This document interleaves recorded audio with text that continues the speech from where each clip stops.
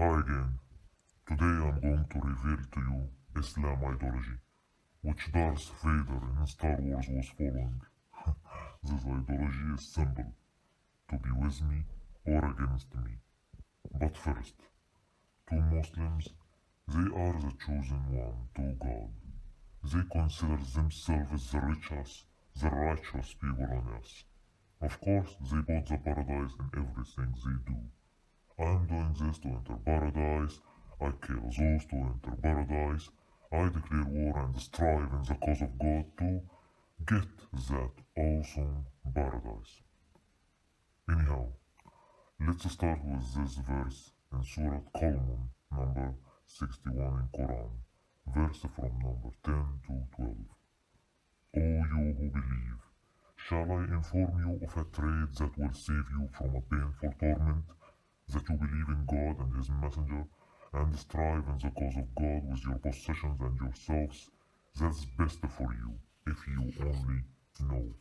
He will forgive you your sins and will admit you into gardens beneath which rivers flow, and into beautiful mansions in the Garden of Eden. That is the supreme success. If someone promised you with all this, what will you do?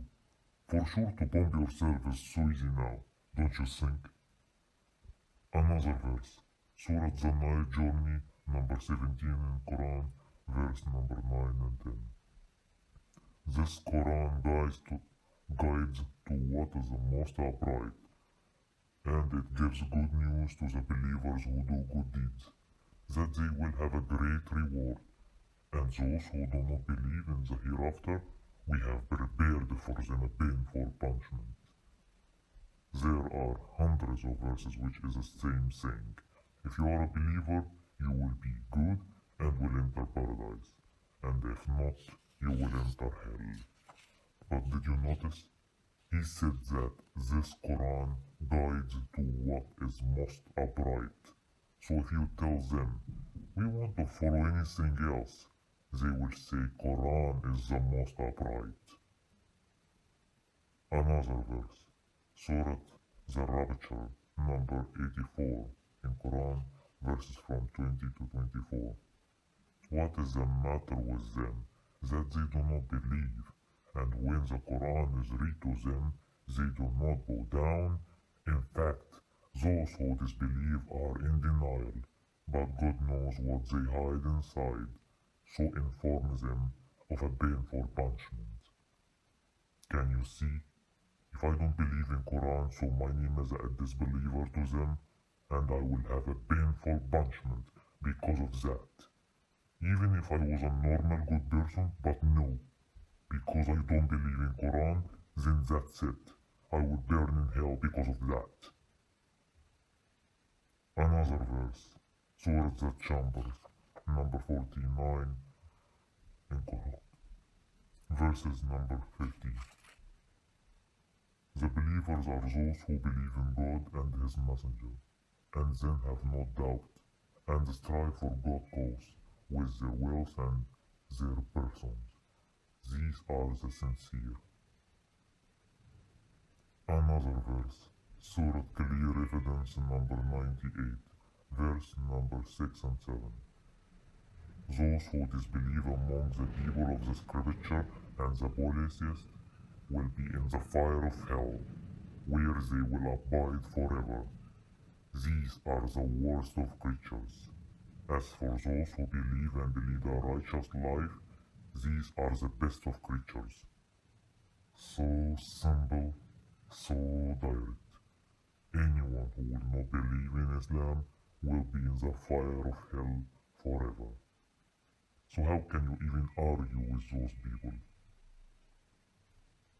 Another verse, Surah the Land, number 90 in Quran, verse number 19 and 20. But as for those who defy our revelation, these are the people of misery. Upon them is a bad-looked fire. Another verse, Surah Gathering, number 64, verse number 10. But as for those who disbelieve and denounce our revelation, these are the inmates of the fire, dwelling therein forever. And what a miserable fate. Actually, next videos I will bring to you some of many verses which always warn those who will not be Muslims with fire and the great punishment, and verses which promise those who believe by a great paradise, which they have anything they want, anything they imagine. Just will close their eyes and open it, and here it is. So, how can you change this mentality? Another verse, surat Songs, number 39, verse number 15 and 16. But you can worship whatever you wish beside him. Say, the losers are those who lose their souls and their people on the day of resurrection. That is indeed the obvious loss. They will have layers of fire above them, the layers and the layers beneath them. That's how God strikes fear into his servants. Oh, my servant, beware of me. Another verse, Surah Decoration, number 43, verse number from 23 to 25. Likewise, we sent no warner before you to any town, but the wealthy among them said, we found our parents on a course, and we are following in their footsteps.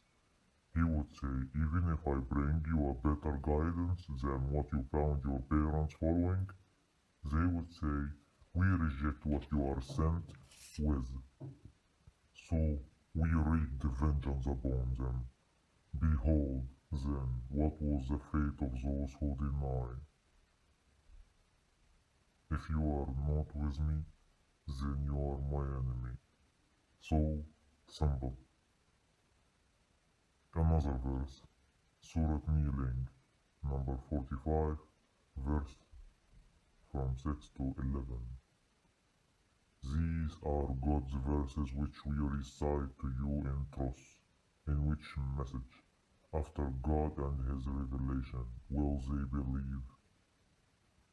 Woe to every sinful liar, who is a place in hell, who hears God's revelation being recited to him, yet he persists arrogantly as so he didn't hear them, announced to him a painful punishment. And when he learns something of our revelation, he takes them into mockery. For such there is a shameful punishment. Beyond them lies hell. What they have earned will not benefit them at all, nor will those they adopted as lords instead of God. They will have a terrible punishment. This is guidance. Those who blaspheme their Lord's revelation will have a punishment of agonizing pain. Every time, approximately in every surah, they have to use the same technique, carrot and stick. Sometimes promise you paradise, sometimes warn you fire of hell. Another verse, Surah the Woman Tested, number 60, verse number 1.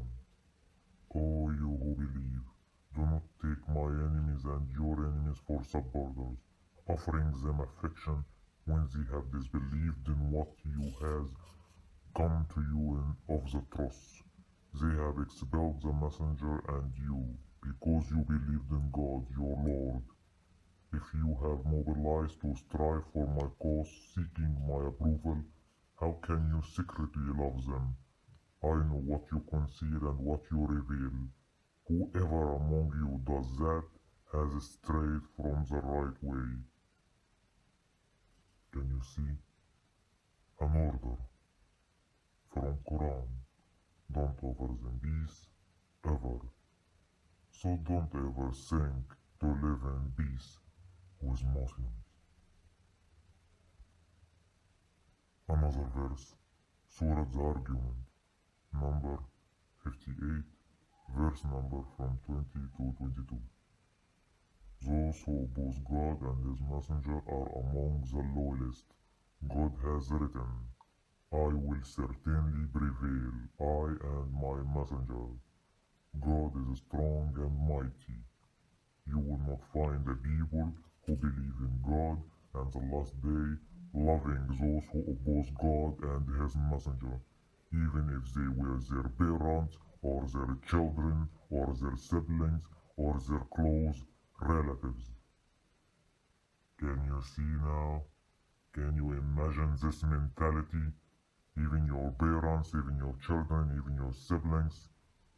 Actually, in Islam, the human is too cheap.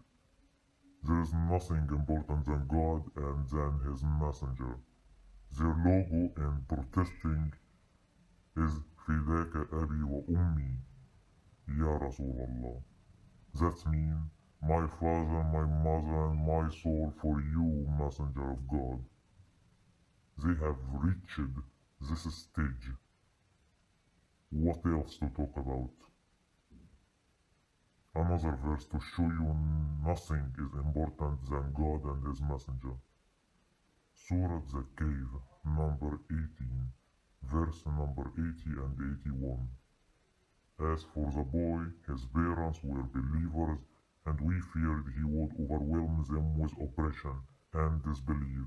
So we wanted their Lord to replace him with someone better in purity and closer to mercy.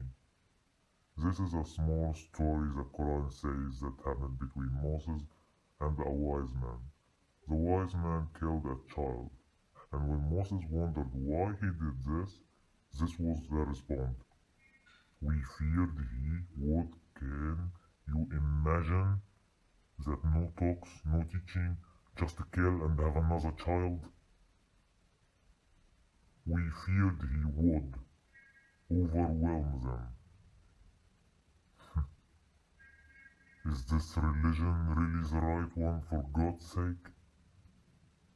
Another verse, Surat Gathering, number 64, verse number 14. O you who believe, among your wives and your children are enemies to you, so beware of them. Your possession and your children are a test, but with God is a splendid reward.